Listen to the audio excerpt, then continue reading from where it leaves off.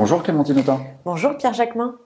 Merci d'avoir accepté à nouveau mon invitation Clémentine. Tu es députée de la France Insoumise de la Seine-Saint-Denis et tu viens de publier ce petit ouvrage, Les faussaires de la République aux éditions du Seuil dans la collection Libelle. Tu y interroges notamment l'héritage de l'idée de République, de ceux qui s'en revendiquent et qui s'opposent à ceux qui l'auraient dévoyée et dont tu ferais partie. Une République qui ne peut être ni un concept ni une réalité figée, estimes-tu dans le livre. Tu dis au contraire que la République reste inachevée. On va évidemment y revenir, mais d'abord un point central qui est sans doute la raison de ce livre, en tout cas c'est comme ça que je l'ai ressenti. Comment est-ce que la gauche que tu incarnes, ce nous que tu identifies comme la gauche sociale, politique et intellectuelle, celle qui s'est même revendiquée, dis-tu, de Charlie, comment est-ce que cette gauche-là peut être suspecte, voire ennemie de la République, comme tu l'écris? C'est précisément le hold-up dont je voulais parler dans ce livre, qui vient d'une colère qui remonte, je le situe même en 2015, 2016, pardon, un 15 décembre, Ouais. où j'écoutais France Inter, et il y avait Manuel Valls, et à ce moment-là, il dit cette phrase, il parle de moi, et il dit Clémentine Autain qui a noué des accords avec les frères musulmans. Et là, évidemment, j'ai bondi, trouvant que c'était particulièrement délirant, enfin qu'on avait atteint un stade de calomnie qui était devenu fou. Sans que personne ne le reprenne. Non seulement personne ne le reprend, mais même Patrick Cohen à l'antenne semble valider quelque Dis part. oui. Voilà, dit oui. Je demande ensuite une possibilité de répondre. France Inter pense que c'est pas un sujet. Alors on aurait pu dire breaking news, hein, parce qu'une femme, une féministe qui noue des accords avec les frères musulmans, c'est quand même pas commun, et ça passe comme une lettre à la poste, et ça, à ce moment-là, ça n'est que le début de tout ce qu'on a connu ensuite, c'est-à-dire le procès en islamo-gauchisme, terme qui veut à peu près rien dire, en tout cas qui vise à calomnier, à insulter, pour éviter la confrontation sur le fond.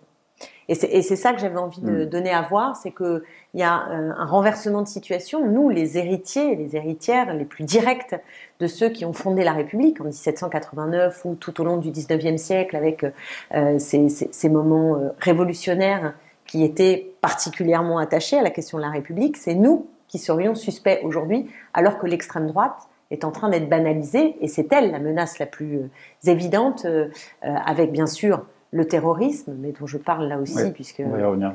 les terroristes, je ne pense pas qu'on ait la bonne méthode concrète. Beaucoup de mots, mais pas de méthode, à mon avis, suffisamment Ouais. sérieuse pour s'en prémunir. Je le disais, cette gauche qui s'est revendiquée de Charlie, est-ce qu'il n'est pas là le point de départ du clivage, ce clivage que Manuel Valls a théorisé, celui des deux gauches irréconciliables? Est-ce que c'est... Non, je pense que la partie de la gauche qui a prêté main forte, en fait, parce que c'est elle qui a installé, en fait, ce climat-là, avec le printemps républicain, je pense que c'est aussi une manière d'éviter le bilan sur tout le quinquennat Hollande. C'est-à-dire qu'il y a une forme de... C'est-à-dire qu'on accuse ceux qui n'ont pas été en responsabilité, finalement, d'avoir été presque les responsables, On les déplace le complices débat. même, presque Surtout qu'on parfois. déplace le Ouais. débat en figeant deux camps artificiellement construits. Les républicains autoproclamés, sans d'ailleurs qu'il y ait beaucoup de contenu. Hein, c'est des gens qui annonnent toute la journée République, République. République qui est d'ailleurs résumée à la laïcité, en gros. Hein, c'est-à-dire que la Ouais, République, ça c'est la aussi, oui. laïcité, dans une version qui est une version très éloignée de ses concepteurs de 1905. Et à partir de là, on crée un récit où tous ceux à gauche qui contestent le bilan de Manuel Valls, de François Hollande, sont mis dans un camp qui est celui des anti-républicains, des ennemis de la République, et comme ça évite la confrontation sur le bilan. Donc je pense que c'est vraiment une forme de manipulation idéologique qui s'est produite depuis maintenant de longues années, et trop longtemps, je pense qu'on s'est un peu excusé, qu'on a voulu montrer patte blanche, et je crois qu'à un moment donné, il faut absolument arrêter.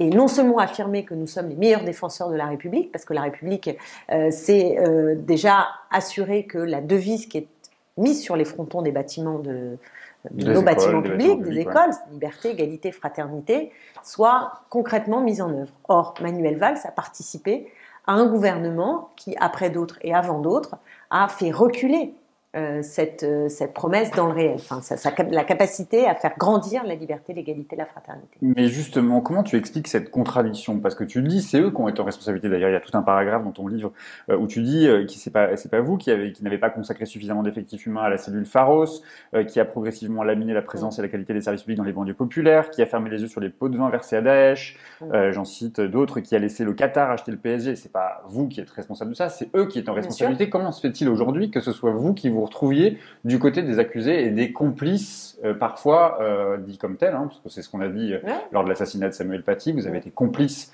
presque complice de cet acte terroriste, de cet assassinat. Comment ça fait que c'est vous qui vous retrouvez de ce côté-là, alors qu'eux ont été en responsabilité et ont fait tout ce que je viens de citer? Précisément parce qu'il y a cette espèce de grande bronca du monde dominant qui s'est organisée dans ce sens-là, que par ailleurs, je pense que de plus en plus, on a tiré le fil idéologique de l'extrême droite, avec ce bouc émissaire que sont devenus l'ensemble des musulmans au nom du combat contre le terrorisme islamiste, et que nous, qui avons dit un certain nombre de choses concrètes, comme tu viens de le lire, qu'il y a dans mon livre, sur ce qu'il aurait fallu faire pour lutter efficacement contre le djihadisme, qui n'a pas été fait par ceux qui ont gouverné. Ça, c'est la première chose. Et la deuxième, c'est que nous avons continué à dire que cet amalgame était insupportable. Et donc, nous avons été, je crois, fidèles au combat contre le racisme qui nous anime et qui est une de nos raisons d'être et qui est aussi le seul moyen de se confronter à l'extrême droite. Je veux dire, penser qu'on va combattre l'extrême droite en reprenant ces présupposés est complètement délirant. Donc il y a une espèce de tapis qui a défilé sous nos pieds et qui s'est dérobé comme ça. Et je crois qu'on s'est trop longtemps excusé. On s'est mis dans une posture qui était une posture défensive et non pas offensive pour, au lieu de sans cesse leur donner raison sur tel ou tel point ou quelque part avoir l'air hésitant, etc. Et puis nous embrouiller entre nous, parce que c'est ça qu'ils ont réussi aussi, c'est de faire en sorte que leurs thèmes viennent à l'intérieur de cette grande famille de la gauche, polariser des conflits, et en polarisant ces conflits sur le voile, etc., on a oublié ce qui était le cœur de ce qu'on défendait ensemble pour une république digne de ce nom. Voilà. Et à force de s'excuser, justement, c'est ce qui fait qu'aujourd'hui, tu dirais peut-être que vous avez perdu plutôt la bataille culturelle quand on voit ce sondage IFOP pour Marianne. Alors, c'est un sondage, c'est Marianne, la commande, on peut se présupposer quelle était son origine, mais ce sondage dit que Mélenchon est le candidat de gauche, de ta gauche, celui que tu soutiens, parce que c'est celui que tu soutiens, Jean-Luc Mélenchon, qu'il est pour 25% des sondés le candidat le plus complaisant avec l'islamisme, très loin devant Macron, Le Pen, Hidalgo ou Jadot, qui sont respectivement à 8, 6, 3 et 1%. Est-ce que ça veut dire que justement vous avez perdu cette bataille culturelle, Mais je pense qu'elle est pas terminée, c'est encore une bataille qu'on est en train de mener.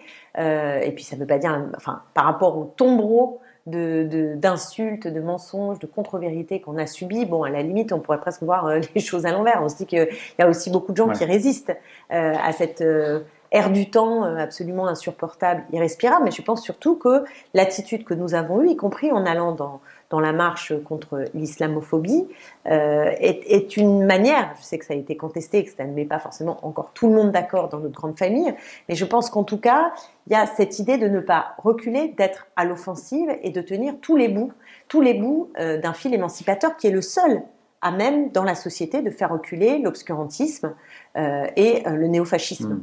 Et donc, c'est pour ça que je pense qu'il faut absolument, absolument tenir bon et tenter de déplacer le curseur du débat public pour l'amener sur cette promesse qui n'est pas tenue, c'est-à-dire une liberté qui est dévoyée dans le libéralisme économique, une égalité qui est en marche arrière et une fraternité qui s'est noyée dans la mer Méditerranée. C'est ça la réalité.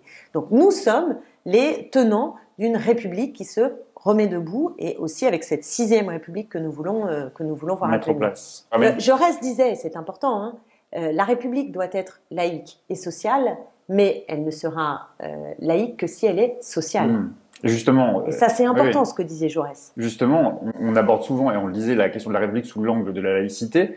Est-ce que c'est pour ne pas parler de ce que doit être la République, précisément sociale? C'est ça que je dis. Oui.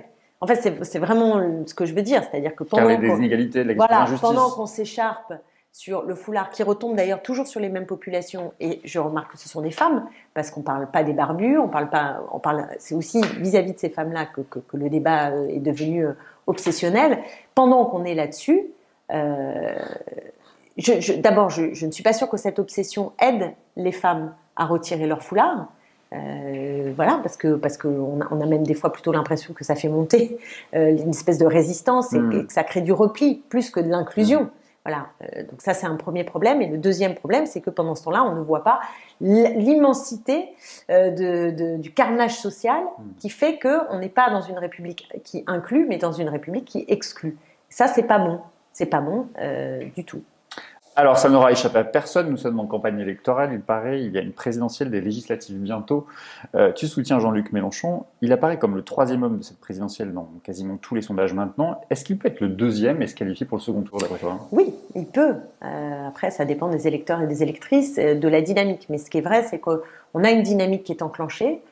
C'est important, maintenant on est à 2 semaines quasiment du premier tour, donc c'est le moment où les dynamiques se cristallisent.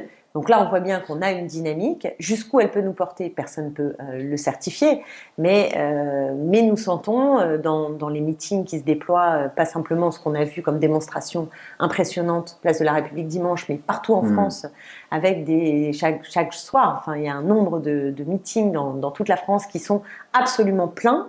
Non seulement ils sont pleins, mais il y a énormément de ferveur et de dynamique. Donc oui, je crois qu'il y a quelque chose qui se joue. Et cet argument de dire que si Jean-Luc Mélenchon est au second tour, ça change presque, je dirais, ce qu'est la France aujourd'hui, parce que ce ne sont pas du tout les mêmes thèmes qui seront en discussion pendant 15 jours. Ça change le rapport de force politique.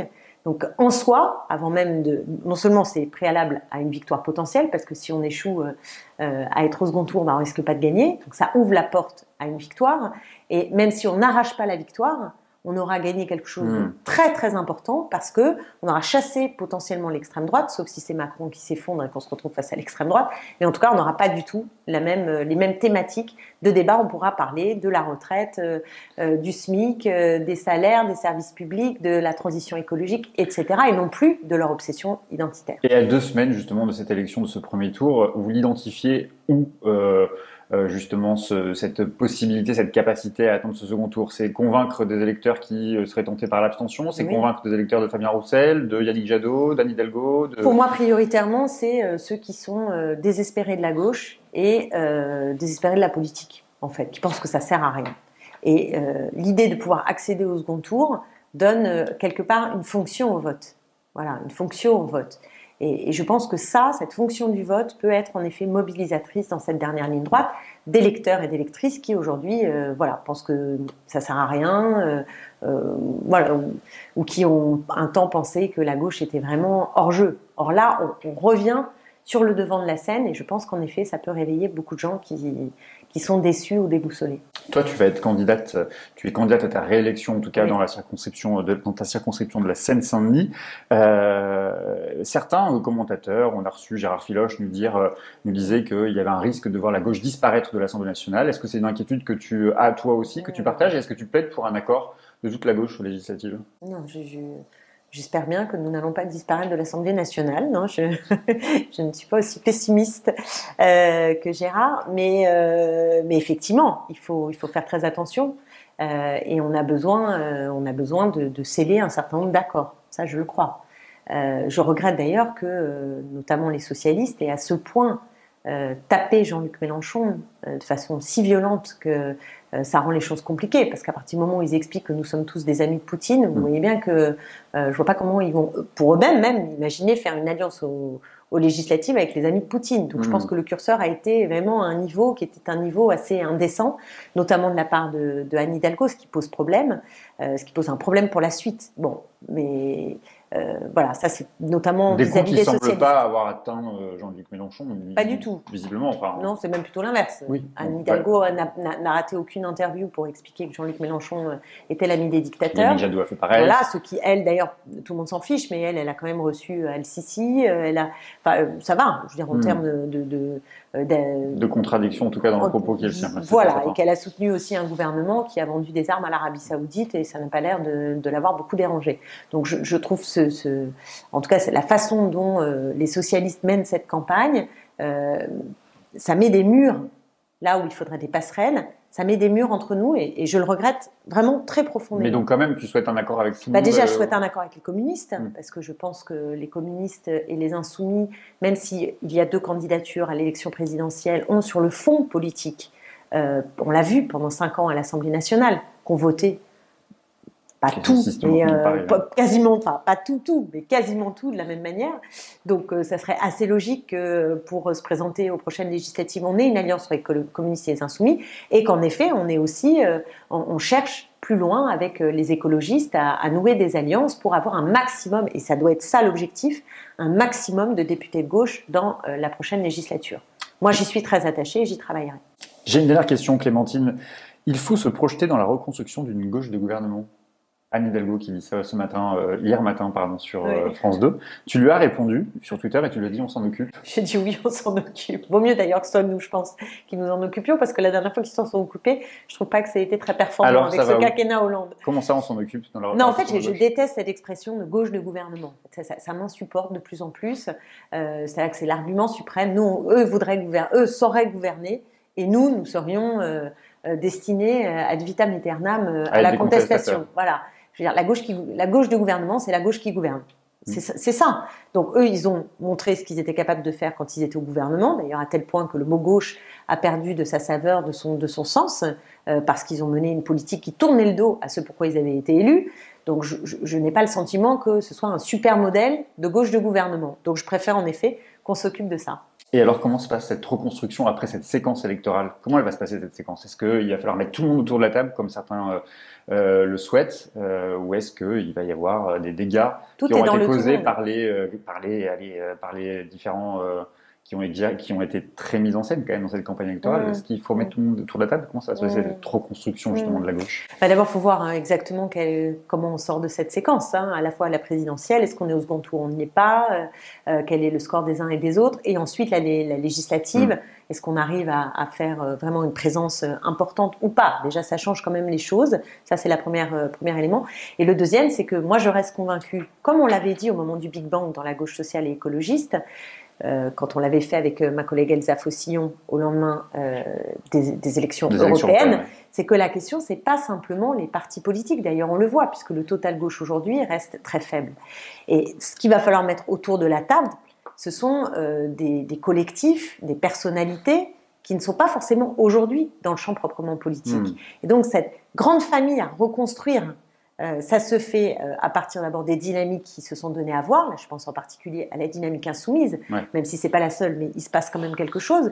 Et d'aller chercher au-delà des gens, des forces qui vont avoir conscience que maintenant il faut vraiment y aller et il faut qu'on se donne la perspective de gagner. Donc ça se fait avec, je dis pas qu'il faut pas discuter entre organisations politiques, ça fait partie des nécessités, mais je dirais que ça n'est pas la seule clé. C'est-à-dire qu'il ne faut pas penser que la seule clé, ça va être le cartel des différentes organisations de gauche. Voilà. C'est que ce qu'on a à faire, c'est une grande famille, et moi j'ai l'impression que déjà, côté intellectuel, des choses se réveillent, dans le monde artistique, ça bouge, dans les ONG, le monde associatif, j'ai l'impression aussi qu'il y a des questions qui commencent à se poser de la traduction politique, de comment ça se passe dans le champ politique et de l'essoufflement aussi que peuvent avoir certains, des syndicalistes, des associatifs, à se dire on fait tout ça, mais si on n'a pas de perspective politique, c'est un problème. Et ben donc voilà, c'est ces énergies-là, je dirais plus citoyennes, sociales, qu'il faut mettre, intellectuelles, culturelles, qu'il faut mettre en mouvement de façon extrêmement vaste. Merci beaucoup Clémentine. Clémentine Autain, Les Faussaires de la République aux éditions du Seuil, la collection Libelle. 4,50 €. 4,50 €. Tu l'as envoyé à Emmanuel Valls, tu as fait une dédicace? Oui, j'ai fait une dédicace à Emmanuel Valls, bien sûr. Bien sûr. Et ben, on espère qu'il va apprendre beaucoup. Merci encore Clémentine. Merci.